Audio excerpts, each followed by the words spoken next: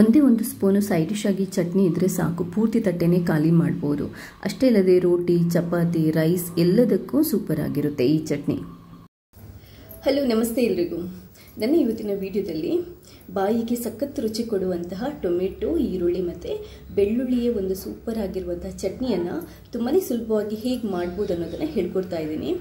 ಬಾಯಿಗೆ ಸಖತ್ ರುಚಿ ಕೊಡುತ್ತೆ ಈ ಚಟ್ನಿ. ಹಾಗೆಯೇ ಈ ಅಜೀರ್ಣ ಪ್ರಾಬ್ಲಮ್ ಇರುತ್ತಲ್ಲ ಅವರಿಗೆ ಕೂಡ ತುಂಬಾ ಒಳ್ಳೆಯದು. ಅಂದರೆ ತಿಂದಿದ್ದು ಕರಗಲ್ಲ ಅಥವಾ ಹಸಿವಾಗಲ್ಲ ಅನ್ನೋವರಿಗೆ ಈ ಚಟ್ನಿ ತುಂಬಾ ಒಳ್ಳೆಯದು. ರೆಸಿಪಿನ ಟ್ರೈ ಮಾಡಿ ನನಗೆ ನಿಮ್ಮ ಫೀಡ್ಬ್ಯಾಕ್ನ ತಿಳಿಸಿ. ಹಾಗೆಯೇ ನನ್ನ ಈ ವಿಡಿಯೋ ನಿಮ್ಗೆ ಇಷ್ಟ ಆಗಿದ್ದಲ್ಲಿ ಲೈಕ್ ಮಾಡಿ, ಶೇರ್ ಮಾಡಿ. ಇಲ್ಲಿ ತನಕ ನೀವು ಯಾರಾದರೂ ನನ್ನ ಚಾನಲ್ಗೆ ಸಬ್ಸ್ಕ್ರೈಬ್ ಆಗಿಲ್ಲದಿದ್ದರೆ ಸಬ್ಸ್ಕ್ರೈಬ್ ಆಗಿ. ಥ್ಯಾಂಕ್ಸ್ ಎಲ್ರಿಗೂ. ಮೊದಲು ಏನೆಲ್ಲ ಇಂಗ್ರೀಡಿಯೆಂಟ್ಸ್ ಬೇಕು ಅಂತ ಹೇಳ್ತೀನಿ. 3 ಮೀಡಿಯಮ್ ಸೈಜ್ ಟೊಮೆಟೊ ಕಟ್ ಮಾಡ್ಕೊಂಡು ಇಟ್ಕೊಂಡಿದ್ದೀನಿ. 1 ಈರುಳ್ಳಿ. ನೀವು ಟೊಮೆಟೊ ಹಣ್ಣು ಎಷ್ಟು ಹಾಕ್ತೀರೋ ಅದರ ಅರ್ಧದಷ್ಟು ಈರುಳ್ಳಿ ಹಾಕಬೇಕು. ಅದಾದ ನಂತರ 8 ರಿಂದ 10 ಎಸಳು ಬೆಳ್ಳುಳ್ಳಿ, 1 ಟೇಬಲ್ ಸ್ಪೂನಷ್ಟು ಜೀರಿಗೆ, ಅರ್ಧ ಟೇಬಲ್ ಸ್ಪೂನಷ್ಟು ಸಾಸಿವೆ, 1 ಟೇಬಲ್ ಸ್ಪೂನಷ್ಟು ಉದ್ದಿನಬೇಳೆ, ರುಚಿಗೆ ನೋಡಿಕೊಂಡು ಸ್ವಲ್ಪ ಹುಣಸೆಹಣ್ಣು ಹಾಕ್ಕೊಳ್ಳಿ.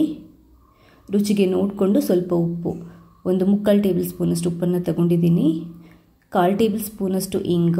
ಅದಾದ ನಂತರ 4 ಒಣಮೆಣಸು, 2 ಹಸಿಮೆಣಸು, ಸ್ವಲ್ಪ ಶುಂಠಿ, ಸ್ವಲ್ಪ ಕರಿ ಲೀವ್ಸ್. ಇದಿಷ್ಟು ಬೇಕಾಗುತ್ತೆ.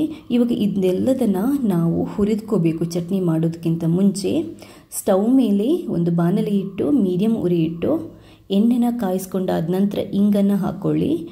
ಇಂಗು ಸ್ವಲ್ಪ ಹೊತ್ತು ಜಸ್ಟ್ 1 ರೌಂಡ್ ತಿರುಗಿಸಿದಾದ ನಂತರ ಬೆಳ್ಳುಳ್ಳಿನ ಹಾಕ್ಕೊಳ್ಳಿ. ಮೀಡಿಯಮ್ ಫ್ಲೇಮ್ ಇಟ್ಕೊಳ್ಳಿ, ಉರಿ ಜಾಸ್ತಿ ಇಟ್ಕೋಬೇಡಿ. ಅದಾದ ನಂತರ ಸಾಸಿವೆ, ಜೀರಿಗೆ ಹಾಕ್ಕೊಂಡು ಮತ್ತು ಇದು ಉದ್ದಿನಬೇಳೆ ಕೂಡ ಹಾಕ್ಕೊಂಡು ಹುರಿದ್ಕೊಳ್ಳಿ. ಬೆಳ್ಳುಳ್ಳಿ ಏನಕ್ಕೆ ಬೇಗ ಹಾಕೋದು ಅಂತಂದರೆ ಸ್ವಲ್ಪ ಜಾಸ್ತಿ ಫ್ರೈ ಆದರೆ ಫ್ಲೇವರ್ ಚೆನ್ನಾಗಿ ಬರುತ್ತೆ. ಜೀರಿಗೆ, ಸಾಸಿವೆ, ಉದ್ದಿನಬೇಳೆ ಕಲರ್ ಚೇಂಜ್ ಆದ ನಂತರ ಇವಾಗ ಈರುಳ್ಳಿನ ಹಾಕ್ಕೊಳ್ಳಿ.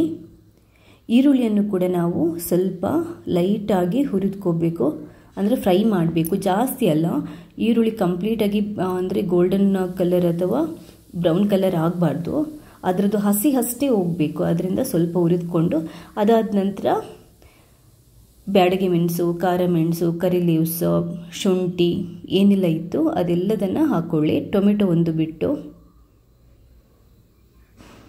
ಸ್ವಲ್ಪ ಈರುಳ್ಳಿ ಸ್ವಲ್ಪ ಮೆದು ಆಗೋ ತನಕ ಈ ಥರ ಹುರಿದ್ಬಿಟ್ಟು ಫ್ರೈ ಮಾಡಿಬಿಟ್ಟು ಕೊನೆಗೆ ಟೊಮೆಟೊನ ಹಾಕ್ಕೊಳ್ಳೋಣ. ನೀವು ನೋಡ್ತಾ ಇದ್ದೀರಲ್ವ, ಕಂಪ್ಲೀಟಾಗಿ ಫ್ರೈ ಮಾಡ್ಕೋಬಾರ್ದು, ಸ್ವಲ್ಪನೇ ಸ್ವಲ್ಪ ಹಸಿ ಹೋಗ್ಲಿಕ್ಕಷ್ಟು ಮಾತ್ರ ನಾವು ಫ್ರೈ ಮಾಡ್ಕೋಬೇಕು. ಯಾಕಂತಂದರೆ ಪೂರ್ತಿ ಫ್ರೈ ಆದಾಗ ಆದ್ರೂ ಚೆನ್ನಾಗಿರಲ್ಲ.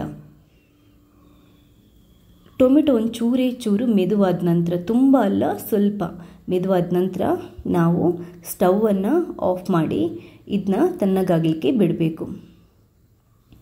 ಎಷ್ಟು ಹುರಿದ್ಕೊಂಡಿದ್ದೀನಿ ಅಂತ ಗೊತ್ತಾಗ್ತಾ ಇದೆಯಲ್ಲ, ಸ್ವಲ್ಪ ಮೆದುವಾಗೋ ತನಕ ಮಾತ್ರ, ಕಂಪ್ಲೀಟಾಗಿ ಫುಲ್ ಫ್ರೈ ಆಗೋ ಥರ ನಾವು ಹುರಿದ್ಕೋಬಾರ್ದು, ಚಟ್ನಿ ಚೆನ್ನಾಗಿ ಬರಲ್ಲ. ಇದನ್ನ ಸ್ವಲ್ಪ ತಣ್ಣಗಾದ ನಂತರ ನಾವು ಚಟ್ನಿ ಮಾಡುವಂತಹ ಮಿಕ್ಸಿಗೆ ಹಾಕ್ಕೊಂಡು ನೀಟಾಗಿ ಗ್ರೈಂಡ್ ಮಾಡ್ಕೋಬೇಕು. ನೀವು ರುಬ್ಬುವಾಗ ಹುಣಸೆಹಣ್ಣು ಮತ್ತು ಉಪ್ಪನ್ನು ಹಾಕ್ಕೊಳ್ಳಿ. ನೀರು ಹಾಕಲಿಕ್ಕಿಲ್ಲ, ಡೈರೆಕ್ಟಾಗಿ ಇಷ್ಟನ್ನೇ ನಾವು ಗ್ರೈಂಡ್ ಮಾಡಿಕೊಂಡು ಸಾಫ್ಟ್ ಚಟ್ನಿ ಥರ ಮಾಡ್ಕೋಬೇಕು. ತುಂಬ ನೈಸ್ ಮಾಡಲಿಕ್ಕಿಲ್ಲ, ಸ್ವಲ್ಪ ತರಿ ಇದ್ರೇ ಟೊಮೆಟೊ ಚಟ್ನಿ ಸೂಪರಾಗಿ ಬರುತ್ತೆ.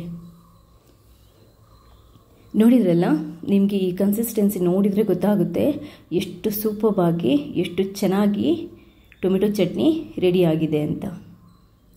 ಅದ್ಭುತವಾಗಿರುವಂತಹ ಟೊಮೆಟೊ ಚಟ್ನಿ ರೆಡಿಯಾಗಿದೆ. ಟೊಮೆಟೊ, ಈರುಳ್ಳಿ, ಬೆಳ್ಳುಳ್ಳಿ ಚಟ್ನಿ ರೆಡಿಯಾಗಿದೆ.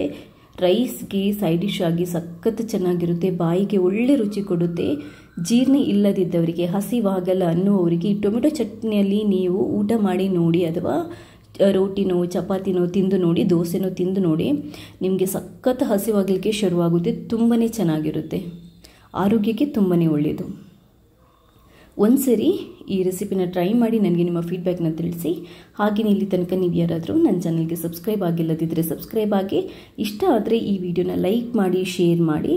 ಹಾಗೆಯೇ ಈ ವಿಡಿಯೋ ನೋಡಿದ್ದಕ್ಕೆ ನಿಮಗೆಲ್ರಿಗೂ ತುಂಬಾ ಥ್ಯಾಂಕ್ಸ್ ಎಲ್ರಿಗೂ.